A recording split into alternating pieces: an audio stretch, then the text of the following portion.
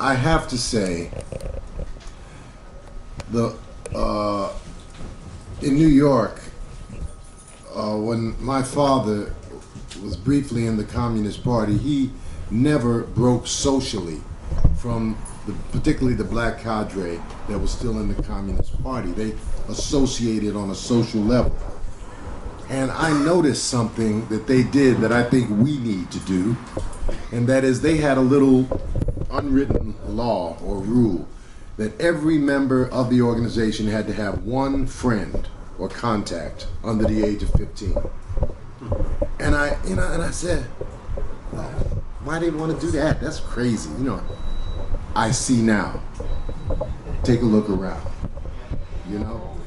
Okay, so I'm going to get right into it because every single country that I describe here or try to talk about the origins of could be and is the subject for a forum by itself. So what you're going to get here, unfortunately, will not be the in-depth analysis that I desire, but more of a survey of beginnings of the understanding of the national question. And hopefully, you read this book, or it doesn't have to, the essays in this book. This is Lenin's writings on self-determination and socialism. And I can only say they are vital. Before we get right into, some of the theories, yesterday I went to a refugee solidarity picket line located in front of the ICE building, and I guess there were a couple of hundred, maybe 300 people there. Of course, I was advocating for this forum at that picket line, but I talked especially to the young people. I took time and I said, do you know what the word sovereignty means? And what's happening, and this is why we have to turn to our youth, is not all of them even understood what sovereignty was, let alone self-determination. And if you look at the refugee problem, what is at the root of that refugee problem that we're witnessing right now? It is the violation of sovereignty of what should be independent nations in Central America. So they violate the sovereignty, they bribe and help corrupt the government, got narco governments, gangs ruling in the streets, and people have to run or die. And so we see self-determination, sovereignty, the present crisis. It's all around us, okay? I knew we were in trouble when, a few years back, when talking about a crisis in Syria, President Obama said, and I have to quote this, he says, Assad must go. He's talking about the leader of Syria. What's wrong with that picture? Assad must go. Who is Mr. Obama to determine that Assad must go? Is he the leader of the mafia, maybe? Well, actually not, okay? And Assad is still in place and Obama's gone. So let's just understand that sick chauvinist mentality runs through the heart of our fellow Americans, and we have to fight it. It is our job, and when I say we, I'm not referring simply to the people in this room. There is clearly a need for the rebirth of a workers' socialist movement. And one of the tasks of that workers' socialist movement is going to be to eradicate that sick chauvinism from the hearts and the minds of the American people. We see it again, Venezuela. And I don't want you to get me wrong, fellas, but you know what? On a certain level, there's something to appreciate from Mr. Donald Trump's presidency. What would that be? Well, I'll tell you right now. You know, when I was a child, I had to go to church, you know what I mean? They took me to church until I was old enough to start playing hooky and taking that offering and buying a newspaper and 9 cookies and a soda. But that's another story. The fact of the matter is, when the preacher really got to going, all of a sudden, we'd have a sister over there, she'd, "Say on, brother, say on." And then another sister would say, "Make it plain, Rev, make it plain." Well, Mr. Donald Trump is making it very plain to the American working people what imperialism really means.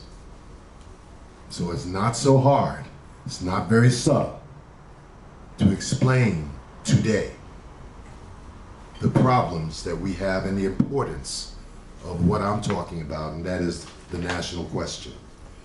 Okay, we're going to start off now. If we're going to talk about nations, we need to say, first stop, what is a nation? This information I want you to make available. I'm sorry, this is not a coherent document, or I would share it with you all. But this is the nub. Let's start off. In I guess it was 1912, 1913, Stalin wrote a pamphlet entitled Marxism and the National Question. In my opinion, that is still a pamphlet well worth reading. The thesis of his pamphlet is as follows. And let me just straighten this out too. One of the problems why I talk about scientific socialism is I believe we need to take the ideas, the very valuable ideas of socialism, and call them what they are, the scientific socialism. I like to move away from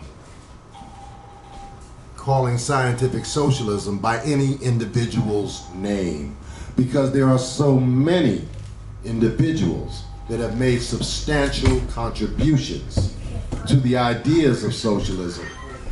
It is probably not a good idea to associate it with 1 or 2 people.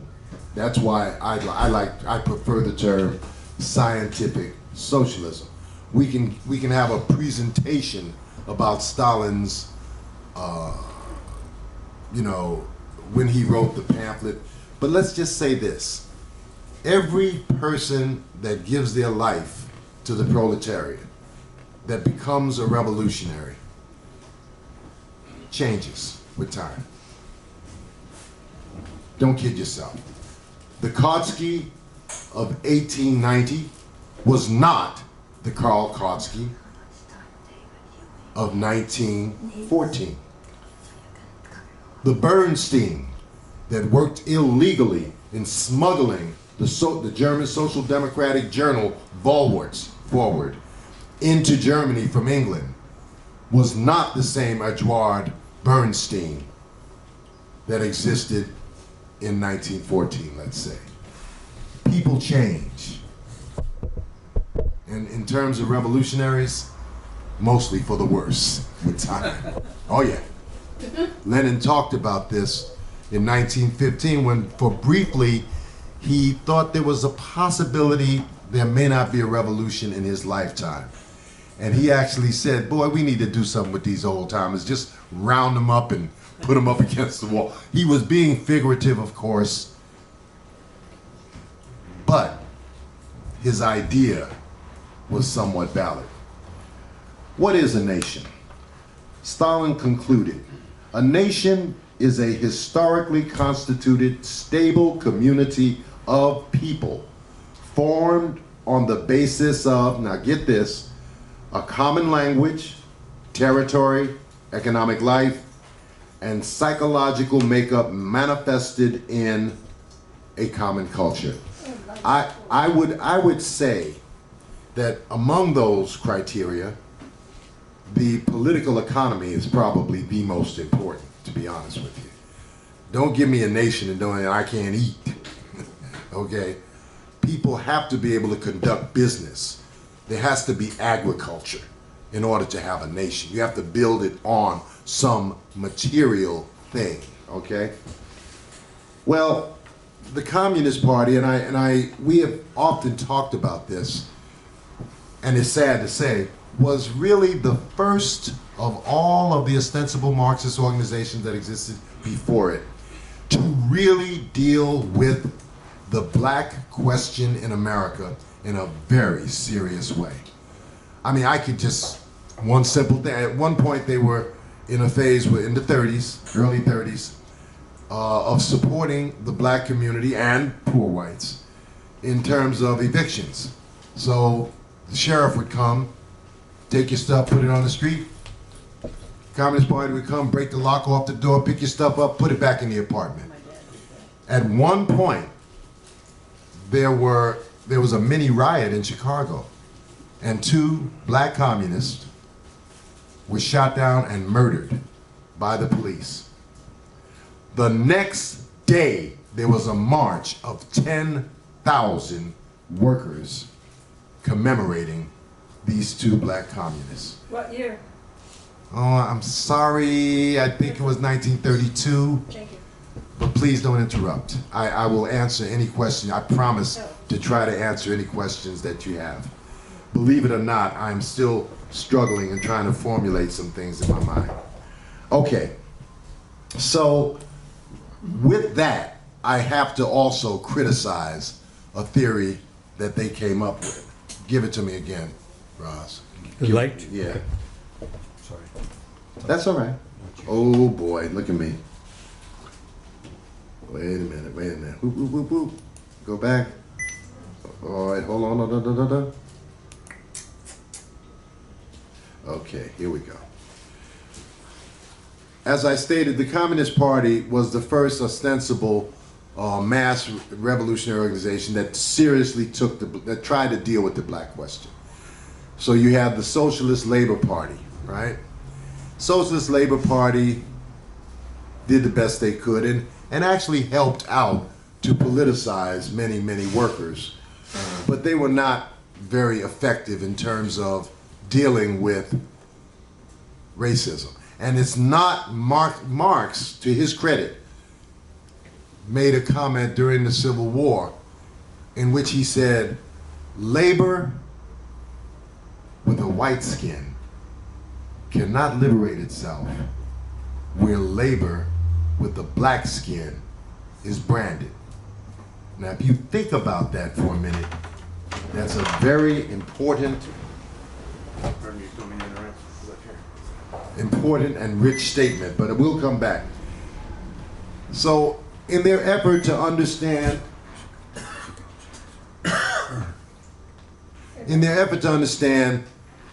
the basis of black oppression, in 1928, Brother Harry Hayward, along with others, came up with a theory that black people constituted a nation within a nation. Why so? Why would you come up with this theory? First of all, there's fierce competition for the attention of black people in America. There is already something called the Garvey movement, which embraced 100,000 blacks in America.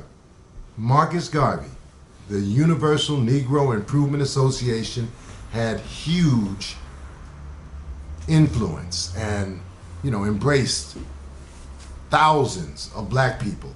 Malcolm X, in fact, I would argue, I mentioned last week that the Nation of Islam came out of the Garvey movement. So here, the Communist Party had to compete for the attention of black America and try to win them over to what they saw as scientific socialist ideas. Well, this was a mistake, this theory. When they first came up with the theory, and we could talk about that later, there wasn't a black person in Moscow, not one, in Russia, that agreed with Harry Hayward on this matter. Excuse me. I want you to know that this is no longer secret stuff. This is the book Black Bolshevik. This is basically Harry Hayward's autobiography. And he's very honest, and talks about this whole episode. And, you know, and it's, to me, it's very clear that he was very serious in searching for an answer. It's also equally clear that he was wrong. That, well, now why? Why was he wrong? Well, there's a number of reasons. And why am I going to spend some time on this? Because there is no question, none, more important to Americans that want to see a proletarian revolution than the black question. Because this is the number one device of our enemy, of our mortal enemy, the 1%, the capitalist class, is the division of the working class. And in order to overcome that division, we have to understand the question. Okay, so basically the argument was, and if you look at the map, you see all of those little dark areas. These are areas where black people in the United States were a majority in about 1928, 1926, between 26 and 28. So it's not like there was no truth to the theory. It is true that there were areas in the South where black people constituted a majority. They put these areas together and they said, look, in these areas, if we were to put this together as a continuous, you know, and the problem is it's not very continuous. Look at it. Sorry, but you see that area right there? All right? You see there are whole areas where black people were clearly not a majority in the South. So what's wrong? One, I think that the position itself is false, that the nation within the nation winds up, and here's where it was opportunistic, as an attempt to win over political black people, the people that we called the new Negro, who had come from the South, and then the majority of people at this time, black people at this time, were in the South, right? To offer them that the Communist Party has something to offer you. Well, it's wonderful that you want to offer me something, but goddamn, offer me something that's worthwhile. Don't give me some fantastic, convoluted pseudo theory. Okay. As a result, if anyone knows the history of the Communist Party, why was this bad? Why was this bad? Well, as I point out, there is a consequence to false theories, and that is dysfunctional strategy.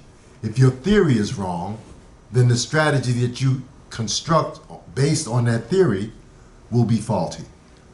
And the truth of the matter is the Communist Party did not stop supporting blacks, did not stop supporting the struggle for social equality. But what it did was it made them look like a bunch of motley fools in front of the black intelligentsia. There were black intellectuals at this time who were looking at the Communist Party and wondering, you know, maybe these guys have something to say. And then you give them this, okay? Now, here's what else is wrong. Clearly, I mean, and that's if nothing changed. But if you think about the Great Migration is what they call it, when black people in mass left the South, occurred after World War II. So that this map of the Black Belt is no longer even applicable or accurate. But there's something much deeper that we need to understand. At no point in American history have the masses of black people actually wanted to leave the situation. All the struggle, starting with the Underground Railroad, abolitionists wanted to fight. In fact, at one point, the 1% in America started the American Colonization Society to get rid of the free blacks. Because the free blacks, of course, they were helping to fight slavery. So they said, we can get rid of these free blacks maybe slavery would be more secure. Well, they actually had a conference, the Negro Convention movement, and they said, no, we ain't going nowhere. We're gonna stay and fight. Now, there have been moments when black nationalism became popular among black people. How is that so, if Gerald is right? Well, in reality, there are moments when black people subjectively feel, shit, any place is better than this. And one of them was the Dred Scott decision, and I need to create a graph to show you this. When the Dred Scott decision occurred, people, I hope you're aware that the Dred Scott decision basically said that there are no rights that black people, that white people need to observe that black people have, basically. All right? That's what it said. That was in the Supreme Court. This was an abolitionist movement to try to get the Supreme Court to recognize that if an African had escaped from slavery, that he should then be free. It said black man has no rights that a white man should recognize, okay? This demoralized the abolition movement. And in fact, briefly, a guy like Tom Delaney and many other famous black abolitionists broke with William Lloyd Garrison, etc., and formed a separatist, there was a kind of a separatism among black people. It's kind of ironic. It didn't last very long because I think you all know by 1861, the Civil War started, and I think it's quite interesting that Thomas Delaney, the big-time separatist and the father of American black nationalism, joined the Union Army and became a colonel. Oh yeah, because the door opened for struggle, for victory, and they jumped on it. And of course, I think black I believe it's about something like 500,000 black joined the army and helped to secure the victory of the Union Army against the South and end slavery. But there's another thing. So you see the same pattern, for instance, after World War II. After World War I, you have the Red Summers, where black people come from the South to get jobs, industrial jobs in the North, and then the soldiers come back and they're unemployed. And there were riots in cities like Chicago, Tulsa. There's a fairly long list of these riots. Very different outcome, but the point is, at that point, Garvey shows up and says, okay, look, you see how these white people treat you? Let's get the hell out of here. Let's go to Africa. And people said, yeah, let's get the fuck out of here. This ain't cool. And so you had a growth of nationalism, but eventually, and what undermined that and what led to a change? Looking at the social dynamic, the dialectic of black liberation, it was the creation of the CIO. Many of the Garveyites who participated, and supported going back to Africa in 1916, 1917, turned around and became organizers in the CIO when the situation changed and availed itself. So once again, black nationalism, nothing to fear. We have a program. It's called Integrated Class Struggle. It is the program of our victory. I'm gonna have to move on though because time will not permit. Let me adjust the mic a little bit. Make it a little easier for you. So that's the question of the national question. We need to talk about it more, especially so that our young people can understand. Sit comfortably and then I can adjust it. Okay.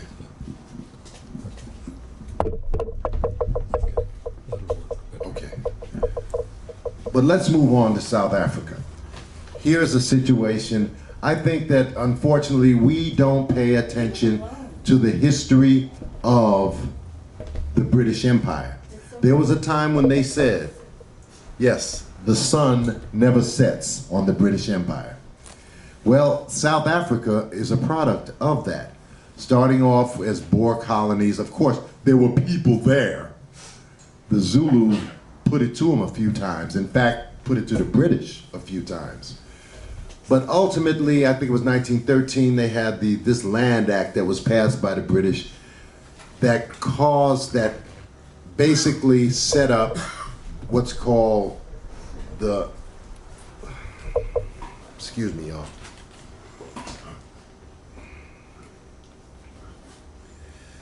These were invented, small, dysfunctional black areas, black areas where, which were called the homelands of the black workers, right? And at the same time, of course, they had the massive black workers working in the extractive industries, be it diamonds, precious metals, especially gold.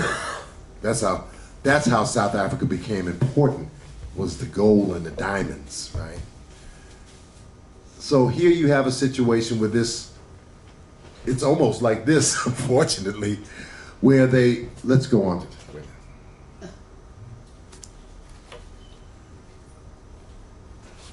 This is a map of South Africa, and it shows the language, concentrations. The ones that I want you to pay most attention to, by the way, there's got to be 16 different tribes in South Africa today, all right? But pay attention to the KwaZulu and the Xhosa. If you have that's why I chose it, because they show the colors and they show, right, the name of the language right next to it. This was used and is still being used. It is a danger because it's still being used in South Africa today. For the interest of time, I'm going to share a quote.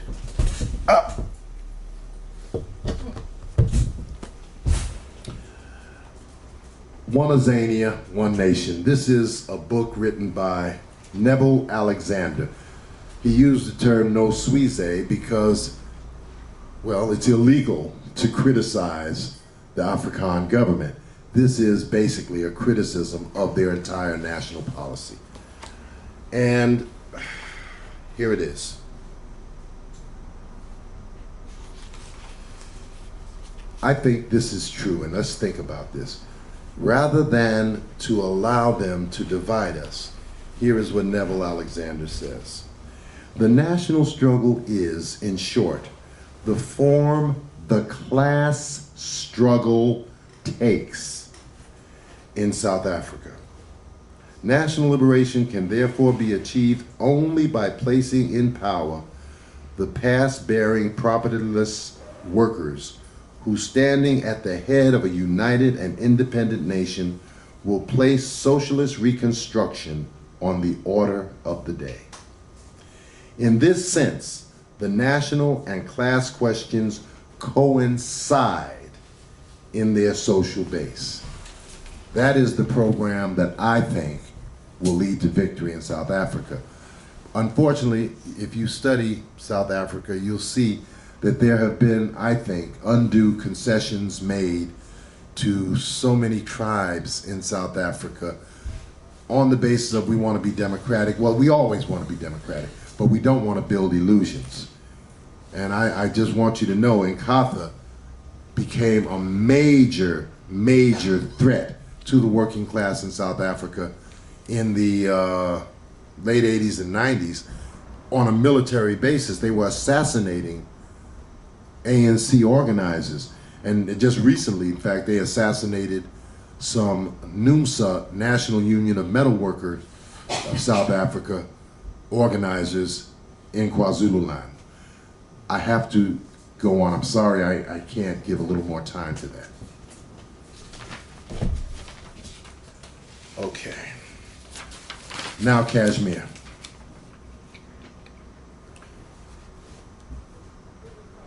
Oh, that's Britain.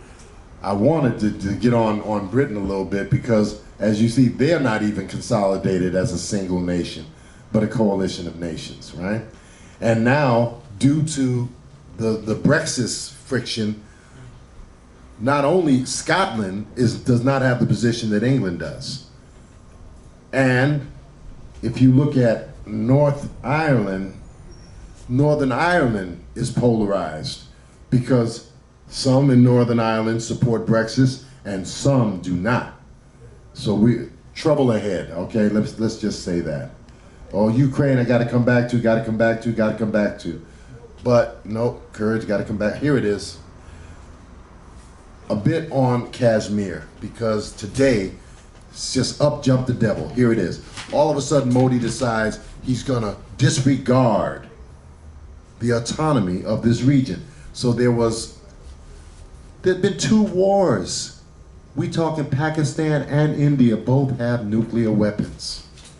This is not, something to take lightly. And this Modi, excuse me, it's not a personal matter, it is political. So this extreme Hindu nationalist, Modi, I think that explains it a little better, has disregarded the autonomy of Kashmir. But let me tell you, do you know they had 500,000 Indian troops in Kashmir, and he just sent 50,000 more? One of the most militarized spaces on this earth. And guess what? They cut off internet, telephone. Warning, comrades. Warning. Oh yeah. All right? And what happened in all of this? 10,000 people defied the Indian government and came out and demonstrated. You can only have admiration and feel pride, the dignity of these people to come out under those conditions and fight back. But on a couple of answers, one, is that called, the regulator is 305? 370. Excuse me, thank you very much. So clearly, we think that regulation should be respected. I mean, by the way, isn't that the UN that came up with that? No, 370 was a accession agreement between the king of Kashmir, Jammu and Kashmir, and India. Okay. So here again, who's involved in all this nonsense? Britain. Huh. Yeah, oh yeah. Oh yeah. Watch them.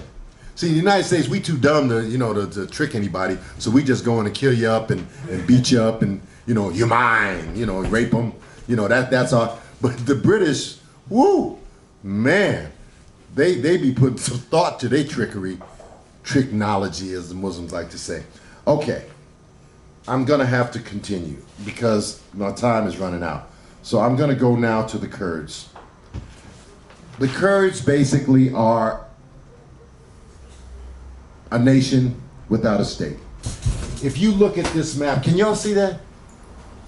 Is it clear? So what do you have? You have Turkey. The majority of the Kurds appear to live in Turkey, and a big swath of Turkey is really a part of Kurdistan, or, well, what will be Kurdistan. Then we have northern Syria, where the Kurds have initiated an extremely interesting political and social experiment that's working. They actually defeated ISIS in their region.